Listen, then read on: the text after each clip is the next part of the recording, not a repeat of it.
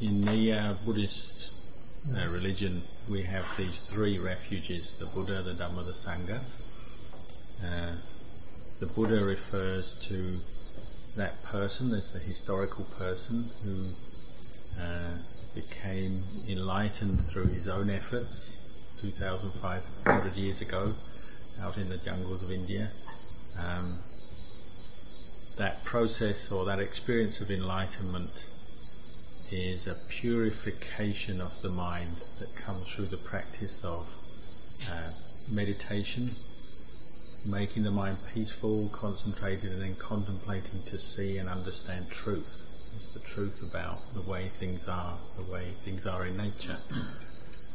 That truth is what we call the Dhamma.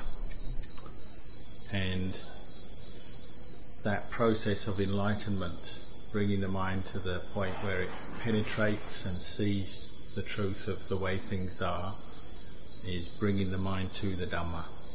So what the Buddha realizes is the Dhamma, or truth, and what makes a Buddha is that experience of the Buddha's mind experiencing, seeing the truth, realizing truth. So on paper, you might say on paper, we split up these refuges. We have the Buddha and we have the Dhamma, which is the truth. When you talk about the Dhamma, you could say really whether a Buddha arises in the world, there is a Buddha or not. That truth is obviously truth, so it's there. And what the Buddha does is, through his own practice, investigation, contemplation, we say realizes the truth, and then through that realization is able to pass it on, teach, guide others to realize in the same fashion, the same way that he did, the Buddha did. Through that process of teaching and disseminating truth, or the Dhamma, other men and women, monks, nuns, men and women practice according to the teachings. They start to realize the truth as well, get to the point where they also have that same enlightenment experience. And these are the Sangha. The thing that binds these three refuges together is the Dhamma, the truth. It's the mind of the Buddha that realizes the truth, sees the truth itself, and then the enlightened disciples of a Buddha who have also realized the truth. So there's this common binding essence of truth, whether it's Buddha, Dhamma, Sangha. So in one sense you could say they're all the same, they're all one thing, which is this experience of the enlightened mind understanding, penetrating truth. And that is the same, that quality pervades the three refuges. But then for the practical terms, for our own contemplation, our own reflection, it's helpful to put them like this: the Buddha, the Dhamma, the Sangha. And he also mentioned we also have the Sangha. You can also contemplate or see it on the conventional level, the normal level. We have monks and nuns, people who shave their heads, take ordination, even if they haven't yet had this enlightenment experience and realised truth, they're still Sangha, because they've taken on the precepts and the role of monks and nuns. So we also have that way of looking at Sangha as well.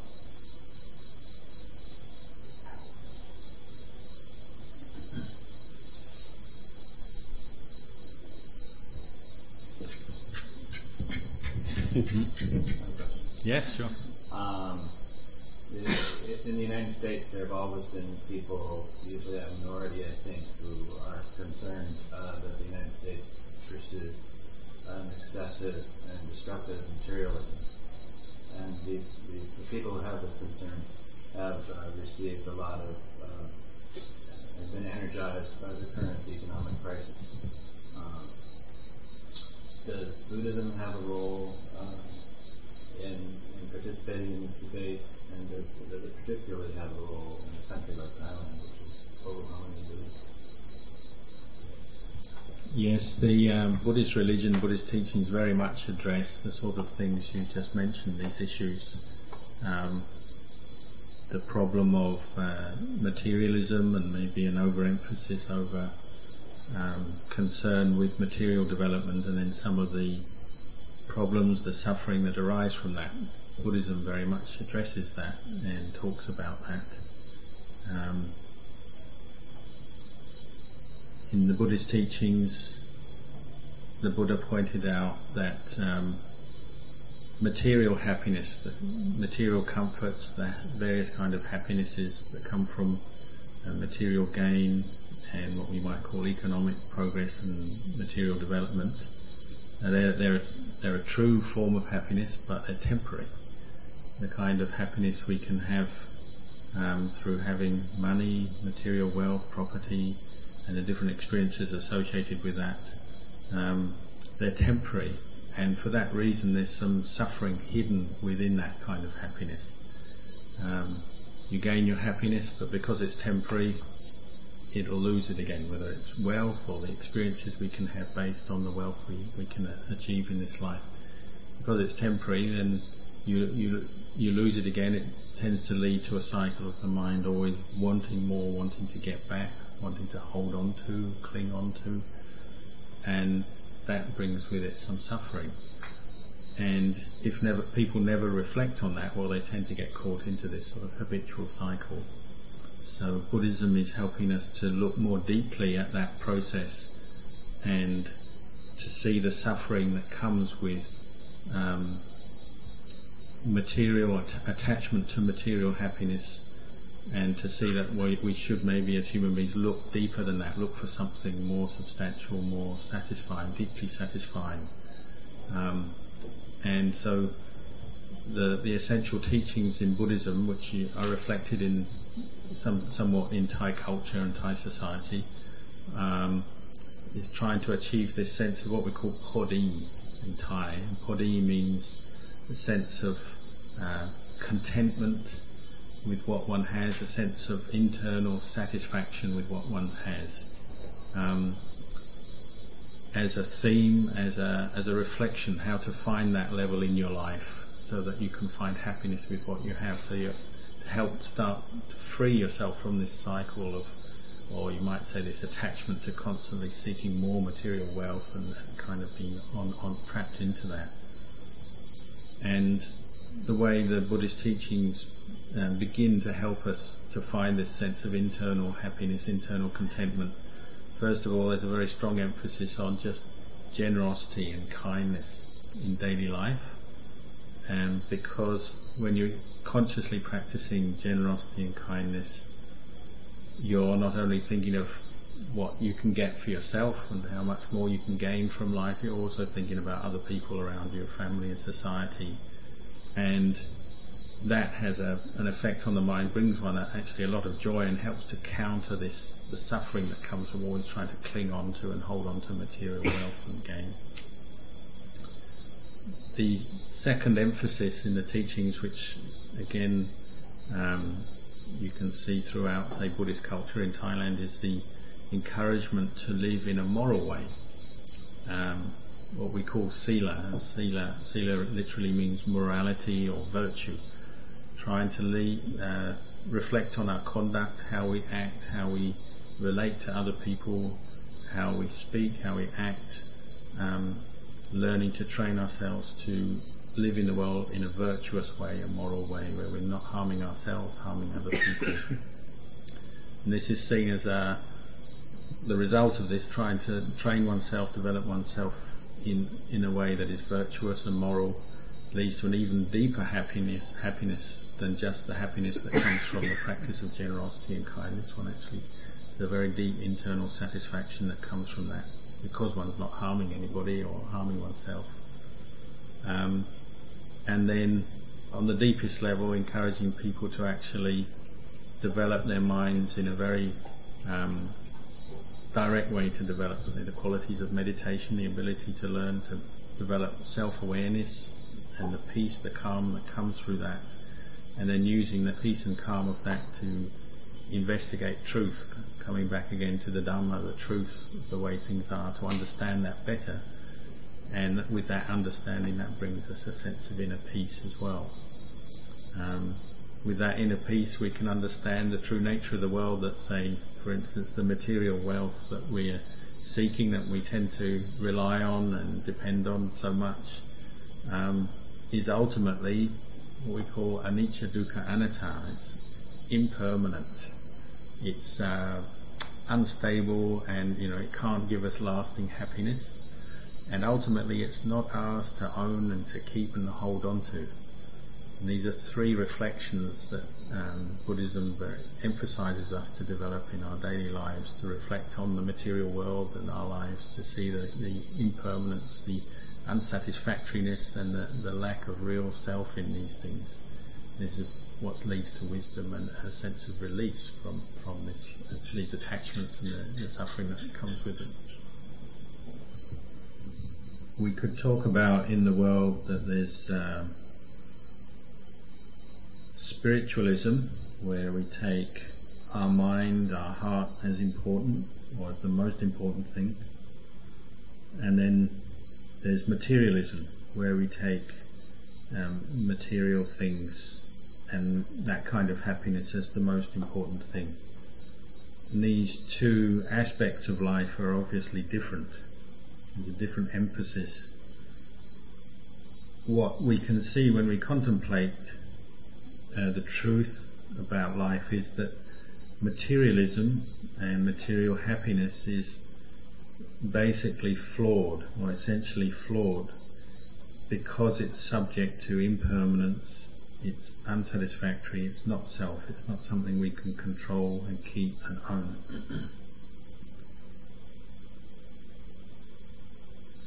And this is something we have to contemplate, to see particularly the physical aspect of our lives, of this world, our bodies, the material world, and all that's connected with it, is very much subject to change. It all comes to an end sooner or later. For those who don't contemplate, well, that change and that ending, the separation and the ending that comes as physical things change, live out their life and so on, leads to suffering for those who attach and don't contemplate to see the deeper truth of this impermanence of the material world. Ajahn Chah, our teacher, for instance, would always remind us that when we gain material things, they tend to stay with us only for a period of time. Any aspect of materiality, whether it's this physical body or the possessions, the things we can have in this world, eventually they break apart, they degenerate, they get old, and they break up, disintegrate. Because of that, as human beings, we tend to suffer. So in that case, if we're always just seeking material things and material happiness, are we wise? If it just leads to suffering, then we're not really wise, are we? So we have to contemplate this, contemplate to see the danger, the inherent danger in materialism. Without wise reflection, it'll just lead on to suffering. For example, Ajahn Chah would often talk about, say, just a simple thing like a cup. We buy a cup, or we're given a cup, a very nice cup, and we can use it and drink out of it. A wise person, they'll take this cup and use it, but at the same time they'll contemplate to see that it is also subject to impermanence, it's unsatisfactory, and ultimately it's not self, it's not something one can own and keep forever. A wise person will contemplate like this, and they'll know that one day this cup must break, it must crack, break, disintegrate and separate from us. Once we know this truth, it sets the mind free from its attachments. Therefore, there is no suffering associated with owning that cup and using that cup. this is true happiness, the inner happiness, the spiritual happiness that Buddhism is encouraging us to find and experience. Another person might gain the cup, but they don't contemplate. They never think about the fact that it is impermanent, unsatisfactory, not self. So when it breaks, they do suffer. They suffer over that separation, that loss.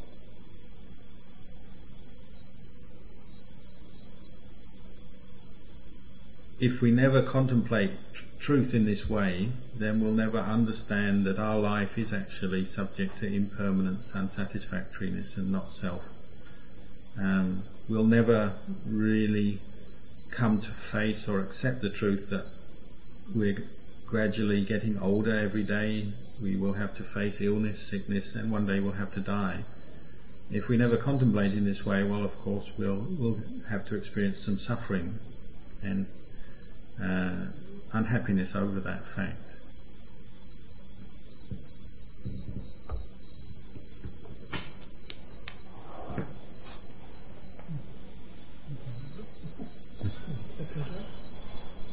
Any more questions? Yeah. The idea of not harming people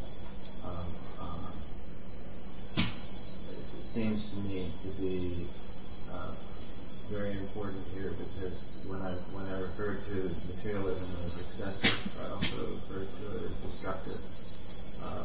It's destructive of the natural world. It also divides people into sort of groups who attempt to destroy each other. Buddhism, it seems to me, a lot of their answer sort of follows themes of, we must contemplate, we must realize, we must think deeply, reflect, and yet it seems that,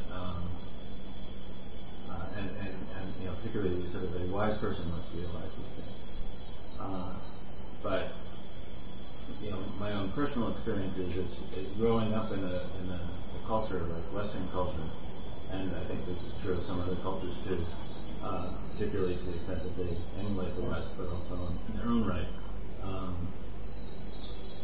Most people don't realize these things, will not really realize these things, will not contemplate, will not reflect, will not achieve the kind of wisdom that will allow for this realization. Is Buddhism content to go on in the way that it has gone on for so many years? Sort of, I guess, achieving detachment from the situation? Can you elaborate a little bit on that? This problem that you pointed to is nothing new. It's something the Buddha pointed out 2,500 years ago. Is that someone like the Buddha can teach and spread words of wisdom and teach people, but the number of people who will actually stop, listen and practice is always going to be, well, not always, but tends to be limited, and that hasn't changed for 2,500 years.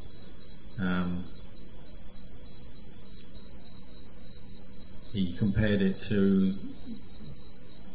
the number, you might compare the ratio, the number of people who will actually take these teachings and put them into practice in their lives, and the numbers of people who won't, who will tend to ignore them and just carry on doing the things they do, and maybe doing harmful things and causing themselves and others suffering.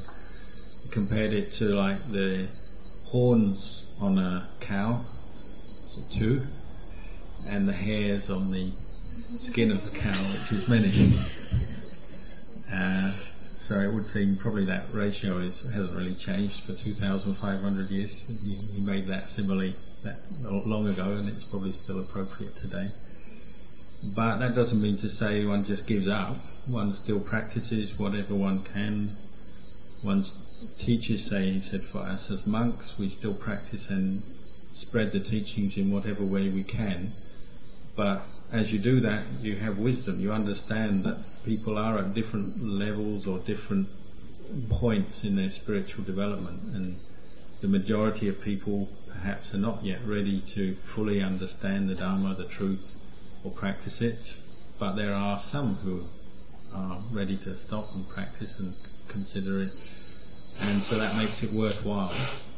And as far as the majority who may still be doing all kinds of harmful things, unwise things, one just has to, as you say, one has to practice detachment as a conscious thing. One says if there's a time when they can understand that's good, that would be good, but if at the moment they don't, well, I'll have to just be patient with this situation and carry on. If we're just to take the example of Thailand, which is a Buddhist country where the majority of people have faith in the Buddhist religion, we can also note that the level of practice of each individual in this country is obviously different. There's a very large number of people who practice dana. Dana means generosity, and the giving of charity, giving of alms, supporting monastic institutions and other forms of charity is practiced widely, and it's something one can say is very much at the heart of Thai culture, Thai society. So on that level you could say Buddhism is doing very well. But then if you are to look on the level of morality and virtue, which is usually judged by what we call the level of practice of the precepts. There's the 5 basic precepts and then the 8 precepts that lay Buddhists might practice.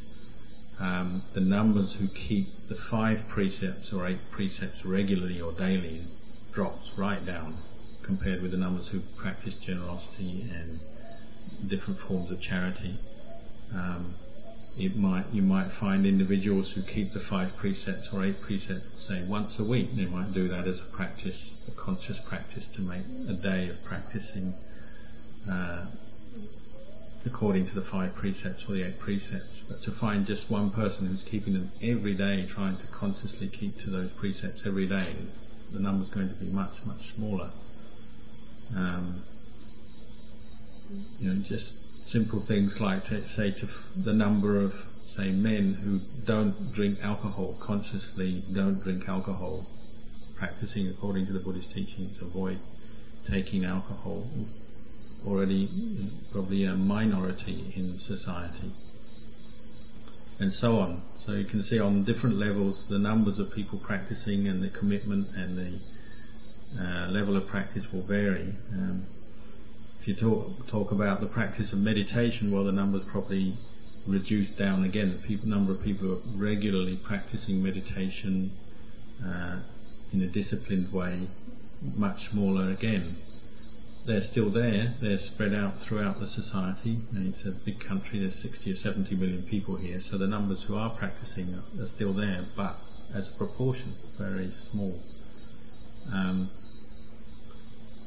And this is the way it is in a Buddhist country. So obviously non-Buddhist countries or countries which have a number of religions and different teachings is going to be, again, smaller proportions of people who are willing to practice and follow the teachings.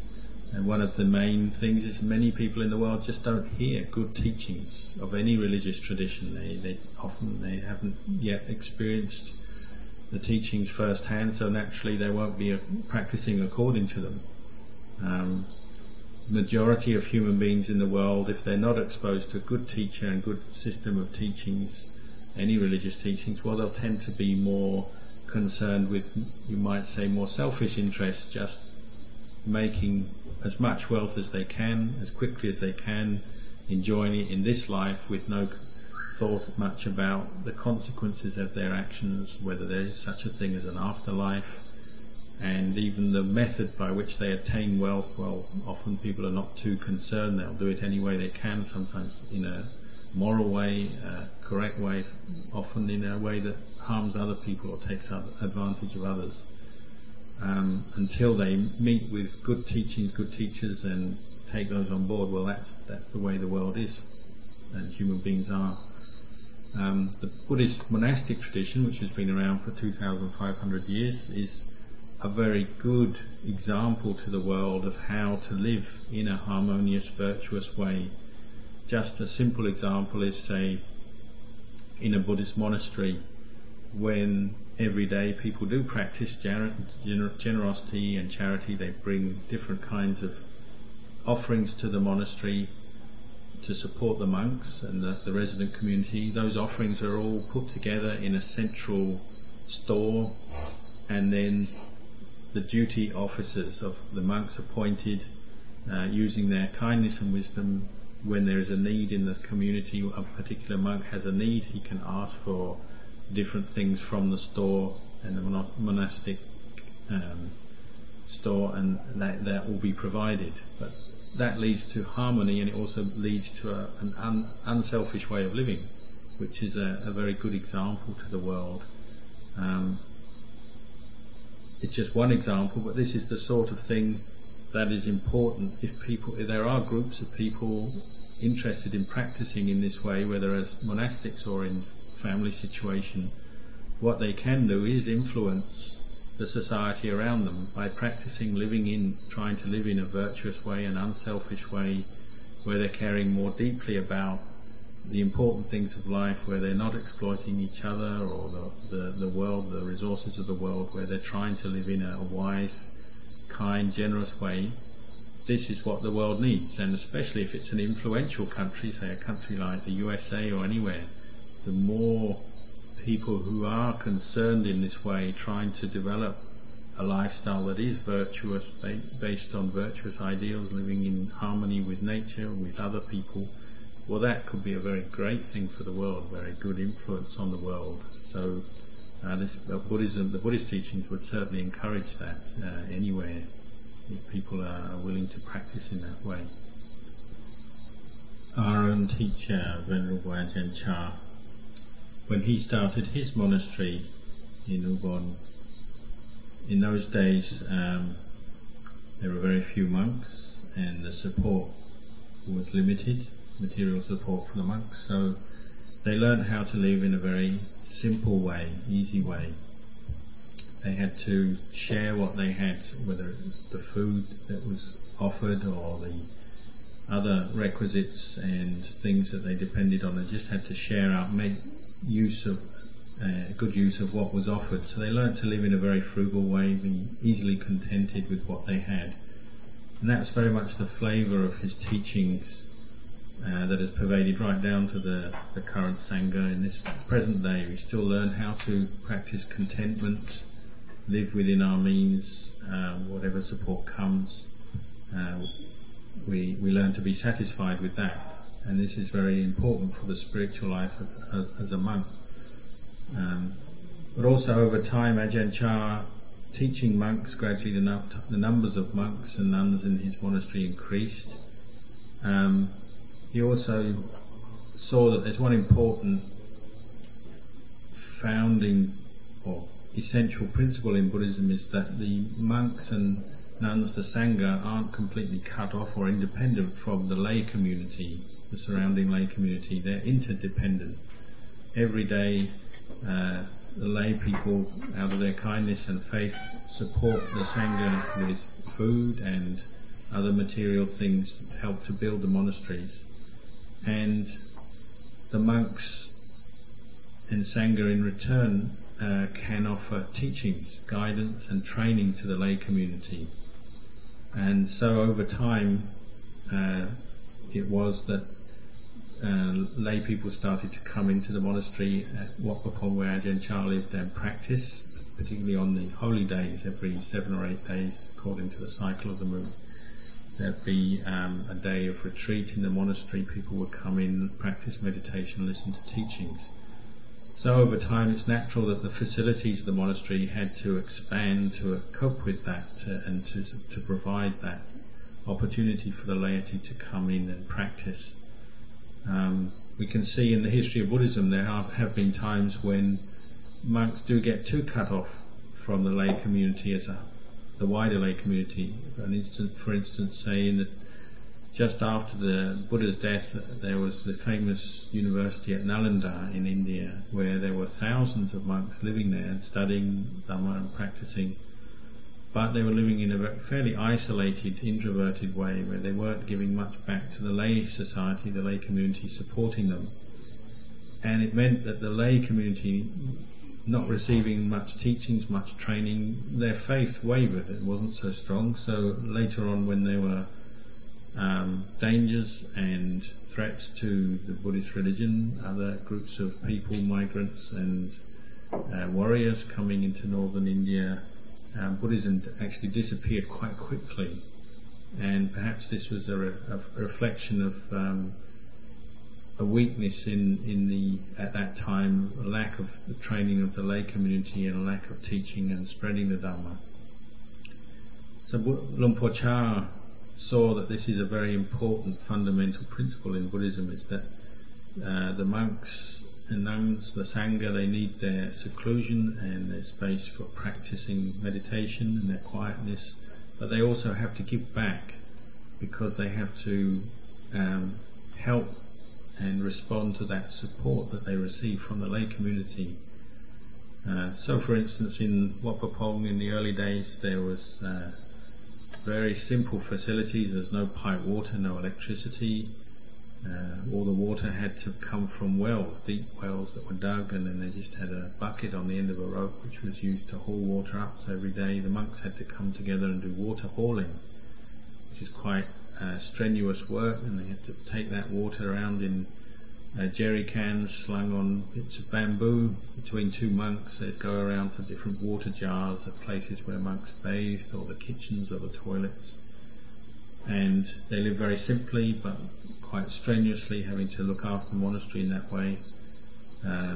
Later on they got pumps for the water, but mechanical pumps have a lot of problems, difficult to maintain over a long period of time, so actually they found later on it was better to get an electric pump for the water, so later on they had electricity come into the monastery. Sometimes people look at this in an idealistic way and say, oh, we shouldn't have electricity, pipe water and so on, but you keep things simple. One should also look at the reasons why there is this material development and the intention behind it. Even in a monastery, it is sometimes helpful for the teaching and spreading of Dhamma and for the practice of both the monastic community and the lay community, if the facilities are there to receive people, to help with that job. So the development of monasteries isn't necessarily as an end in itself, just material development for the sake of it. It's usually for the purpose of supporting the practice and the teaching of Dhamma. This monastery, Wat Mark Jan, we can look at in the similar fashion. In the very early days, things here were very simple. There's no electricity, no pipe water. And they actually had the reputation in the branch monasteries of Ajahn Chah as being a place where you might come to die, because there was very bad malaria here, where we're sitting right now. The mosquitoes, if they bit you in those days, then very high percentage of chance that you would get malaria, and many of the monks, including Anan Chan-in, got malaria many times. So the monastery had a reputation as a place that was difficult to live, even life-threatening. But over time, it's necessary to improve the facilities, because more monks came, more lay people have come to practice here. They used to have no electricity, then they have to pump water, being on a mountain, pump water up to header tanks, to pump water with mechanical diesel pumps, a lot of problems, mechanical maintenance problems. In the end they found that it would be better to have an electric pump, and so on. And this is how a monastery develops on the material side, but the intention behind it is always for supporting the practice of Dhamma, not just for material development in its own sake, for its own sake. And this is something we have to contemplate, whether it's in our own individual practice as monks. We have to contemplate our use of what we say the four requisites, that is food, robes or clothing, lodgings, and then medicine. We have to find the right level for our own needs. We can't take too much, that would become extravagant, indulgent. but then too little also creates problems. We suffer in different ways, and practice is not convenient. Just take food for instance. If you have too much, you become overweight, unhealthy in one way, but if you have too little, you don't have enough energy to practice and you suffer in another way. So we have to learn with food or any other aspect of material existence, our material life, we have to learn to find the right amount, or that level that is just right for us. And similarly, on the level of, say, community or society, we have to find the right level where we have enough material development to support the things that we do, to support our practice, to support the teaching, the training of the lay community as well. If you have too much, well, yes, it can become indulgent, but if you don't have enough, then things are just too difficult and you can't achieve very much, and maybe Buddhism won't become very strongly established. Maybe the society, if one isn't doing very much for the lay community, giving much back in terms of teachings, well, maybe Buddhism will disappear gradually like it did in India. So one has to bear in mind these different aspects. Say, here large community of monks, sometimes monks get ill, so we make use of doctors and nurses in the hospitals and clinics around here. Sometimes they come, they get to know us and they come and they say, can you teach us meditation? And it seems appropriate to respond to that, to give them the chance. So we sometimes run retreats where groups of doctors, nurses or teachers who we know come and stay here and practice meditation, and they learn how to practice in a monastic situation. And that seems very valuable if done in the right way, the right amount. That leads to a stable, strong society where the support for the Sangha is strong, and it should mean that Buddhism can last a long time. So it's important for us to see and develop a wise attitude towards material development, even in the monastery, whether it's on a personal basis or as a monastic institution as a whole, and society as a whole. We have to think about what is the right amount and see the value and the right way to use these things, develop these things. Does that make good sense, or you understand? Have any other questions?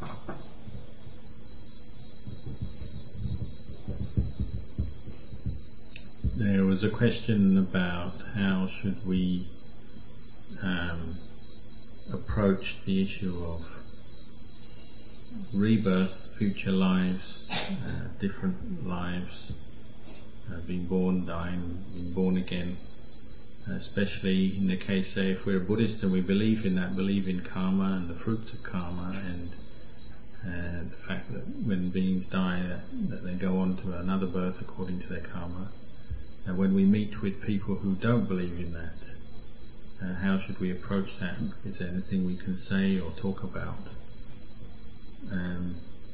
Ajahn just said this is an old problem that was there, has been there since the time of the Buddha. There's often people in the world who have the view there's nothing after death. When you die, that's the end. And it doesn't matter what you do this life, just do whatever you want because it doesn't matter. Nothing happens. When you die, you won't have to face any kind of consequences or anything. And then there's other people who are skeptical. They say maybe, maybe not, and so on. There's many different kinds of views people have, and that will often inform the way they live and the way their attitude to life and their values. And it's very difficult to prove, it's almost impossible to prove to someone convincingly and successfully who's skeptical about, say, future lives, past lives, future lives. It's not something you can bring out and show them in that way. But when they asked Ajahn Chah this question, he used to remind us that you don't really need to prove this. You don't have to prove about future lives, past lives and so on. The place to learn and to understand this issue is in the present life. So you can look at it, say, if people live in a virtuous way and try to cultivate goodness in their lives and learn to live in a way that is skillful in the way they conduct themselves and conduct their lives in the present, what will the result be? Well, the result will be that they'll have happiness and they'll help to create a happy society around them. If there is such a thing as karma and the fruits of karma and the future lives, we don't just disappear when we die, but we experience the fruits of our karma in future lives, then the goodness, the skillfulness of all of that they've done in this life will not be wasted or lost. It will go on and bring them fruits in future lives as well, bring them to happiness in future existences. If there aren't such things as future lives, if when we die that's the end of it, well, there's no loss because you've experienced happiness in this life from your good actions and skillful living. If you are to live in an unskillful way, an antisocial way, aggressive way, exploiting others, harming others and so on, believing it doesn't matter, nothing happens when I die. But you also have to look at the results in the present life, in the present moment of that, and what will they be? Well, you'll create a lot of suffering and confusion in the world for yourself or other people around you. And if there is such a thing as future lives and the fruits of our karma, well, it's not going to be good, is it? You're going to suffer not just in this life, but in next life. But if you reduce it down, you can see, really an important place to focus on is this life, what I'm doing right now in my life, the way I conduct myself, the way my attitudes, my views, the way I think, everything. It's bringing its results right now, and we can prove that for ourselves, there's no doubt, because we can see what's happening, we can know what's happening. And so this is the place to practice, this is the emphasis. The important thing is to understand your own heart, your own mind, and see really that the roots of, you might say, heaven and hell are there. It's not something that you have to focus on or project into the future. At some future date I will go to heaven or go to hell, or even nibbana, enlightenment, some kind of future state. One has to look at what's arising in one's mind, one's heart, right here, right now, and see that the causes for happiness and suffering, or heaven and hell, are right here in our minds right now, and they're not something external far away. This is an important point to understand, so that one understands the place of practice and where one has to practice is right now. One's not practicing just for some future happiness, one has to practice right now and find liberation and happiness right now in the present. It's natural that when we begin practice, even say if we come into a monastic environment as a monk, that we will have some uncertainty and doubts about certain aspects of the teaching, such as karma, the fruits of karma, past lives and future lives and so on. Because these things are difficult to prove in the normal sense, but then that doesn't matter. We can keep an open mind and just carry on practicing. We don't have to fully believe or fully reject. We keep an open mind and just carry on practicing, learning to internalize the teachings and develop our own understanding through our own practice. Because ultimately that is the place where you can understand these truths, is in your own mind. The Buddha always said, heaven arises in your mind, hell arises in your mind, nibbana or enlightenment arises in your mind. These are things to know. What knows? The mind knows. The mind knows that we can develop that ability to know our own state of mind, whether we have happiness, whether we have suffering, whether we have attachment, whether we have liberation. These are experiences to be known, and what knows is the mind, and the mind doesn't die. That quality of knowing doesn't disappear, degenerate. It's there and it can be developed and maintained. The physical body does die. We do definitely die. There's no doubt about that. There's no one in the world who's born and doesn't die. Everybody goes through the same process of old age, getting sick and then dying. But the mind that knows that doesn't die, and that knowing doesn't die. That's what you're training in when you're training and developing the mind, is this knowing and understanding of truth. And it's something that ultimately you have to know for yourself. That one of the qualities of the Dhamma, we were talking earlier about taking refuge in Buddha, Dhamma, Sangha. When you take refuge in the Dhamma, one of the qualities of that Dhamma that you're taking refuge in is the quality we say Pachatang Veditabo Vinyuhi. The wise understand or know for themselves. Meaning that quality that ultimately we have to develop our own understanding through our own efforts, our own contemplation, investigation of truth, and come to our own understanding. It's not something we can just believe in from others, hear from others, and accept on that level. We have to also internalize it and develop our own personal understanding for it to be a true refuge and to achieve the true peace, true understanding that the Buddha was encouraging us to develop. This is a very important point. The only way we can develop that is through our own practice, so we have to follow the path. We have to develop the kindness, the generosity, develop the virtuous behaviour, develop the meditative skills, learning how to quieten our minds and contemplate and experience that, the happiness and the peace that comes from that. And that's something we have to know and experience for ourselves. Once you develop your mind, this ability to know your own mind and understand and see truth in this way, then you'll really come to understand about what we call this insight, or panya insight, is the highest, most meritorious thing, the highest good that a human being can develop and experience is understanding, the good of understanding and seeing and knowing truth. When you know truth in your own mind, then you'll understand about, we say, different realms of existence, about heaven realms, hell realms, and even Nibbana. We'll understand about birth and death and rebirth, because we'll be able to understand from our own mind, through our own experience, seeing the truth about the mind and how we create happiness and suffering, or the causes for these different realms of existence through our own mind, through our own attachments. When we really investigate and develop this ability to know our own mind, we'll see that and understand that. Somehow or other we got onto the subject of ghosts. I guess continuing from the subject of belief in afterlife and karma and fruits of karma.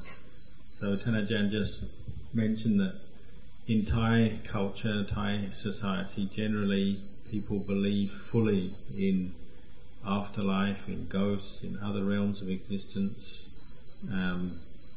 It's pretty much 100%, and so everyone's very afraid of these things.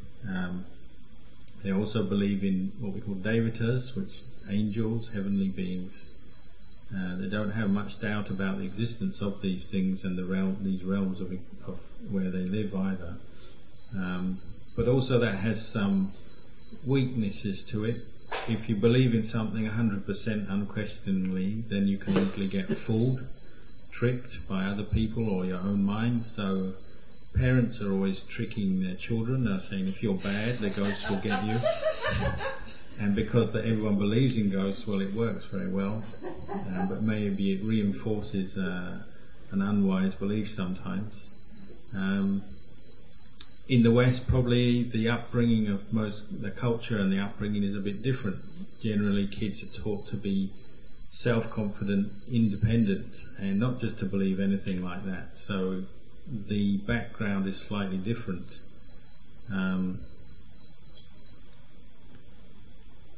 Nevertheless, it's important for us to investigate our backgrounds and our beliefs, and come to an understanding. Say, like, for instance, most Thais do believe in these things, but they've actually never seen, most people have never seen a ghost or a devata or anything. I, for myself, was brought up in that way. I believed very much in the existence of the afterlife and ghosts and celestial beings, and so that affected me strongly, especially when I was a young monk.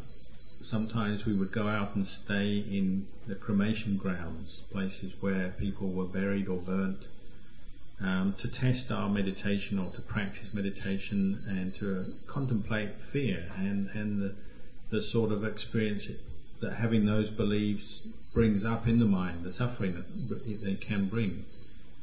One time I was staying in a cremation ground and they brought in the body of a young girl who drowned. So of course that night I was practicing meditation, I was camping there, so I was walking meditation with a lot of worry, fear, concern. My main concern was, has she been reborn yet or not? If not, then she must be hanging around, and that brought up a lot of fear and concern in the mind. I was only a young monk at that time, so my meditation, I was still working on how to focus my mind, concentrate the mind. So it was very good for me to contemplate this and see the doubts and the worries and the fears coming up about ghosts and the dead. Strangely enough, the next day after she died and had been buried there, someone came into the cremation ground in the afternoon. It was very hot, and they brought me a nice Pepsi to drink. Normally the wise thing maybe would be just to accept this nice cold Pepsi, drink it, and then get on with my practice. But perhaps unwisely I started to think, why did they bring this drink? How on earth did they know I was here? Why would they come with this drink, knowing that there was this monk practicing in the forest at this time? That's a bit unusual. So I couldn't resist. I asked them. I said, how come you brought me this drink today? How did you know I was here, and why did you think of bringing me this drink? They said, well, last night the ghost of the dead girl came into my dream and told me that there's this monk walking meditation and practicing in the forest, that I should go and help him, take him a drink. So here I am. So of course that night I was really afraid, knowing that there was a ghost around.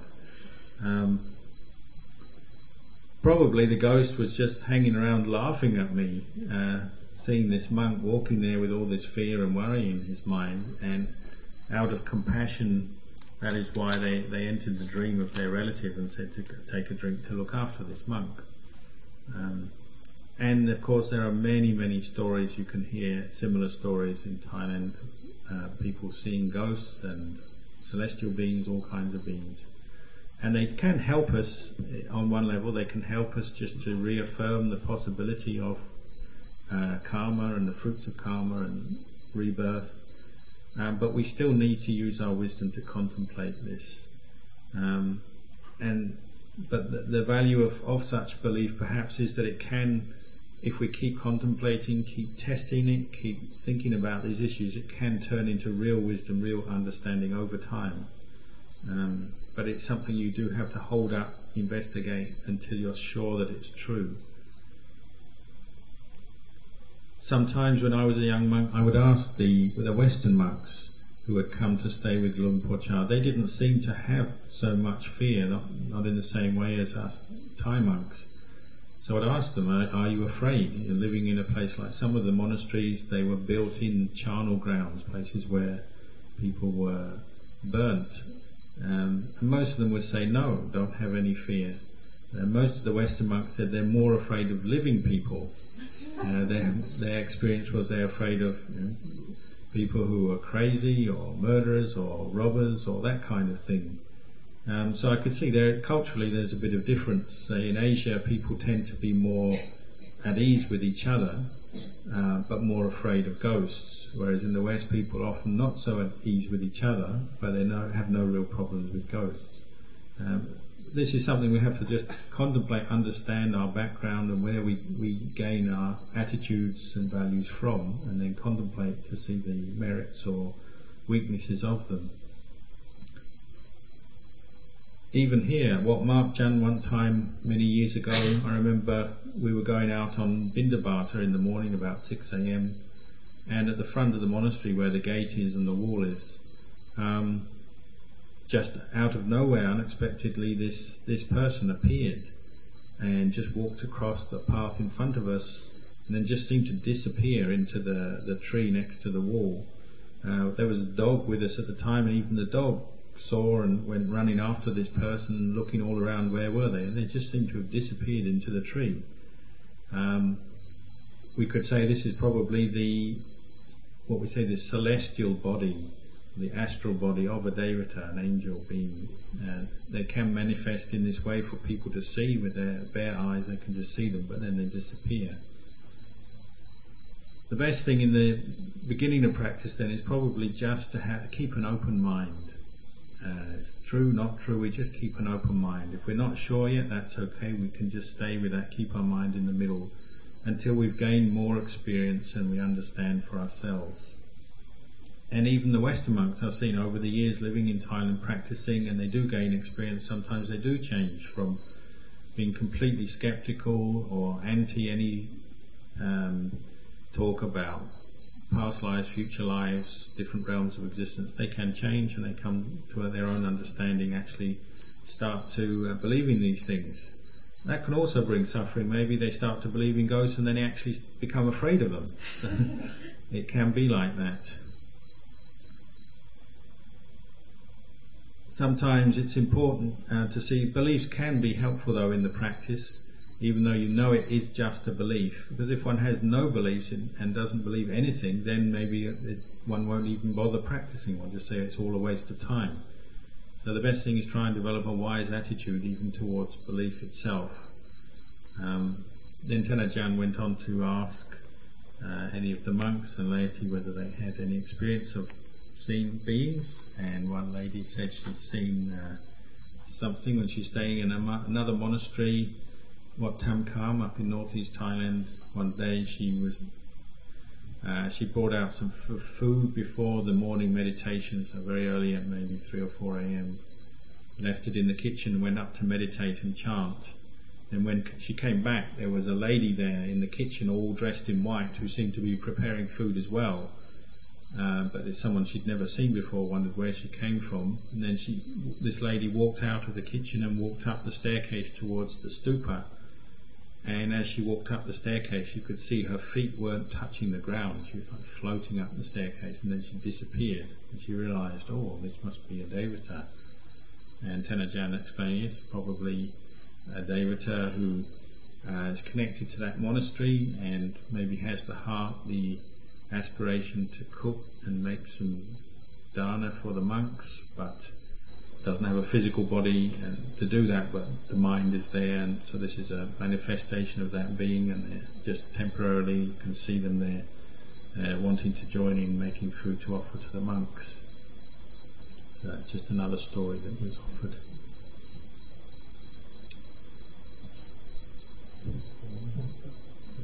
Probably enough for tonight before we run away with ourselves.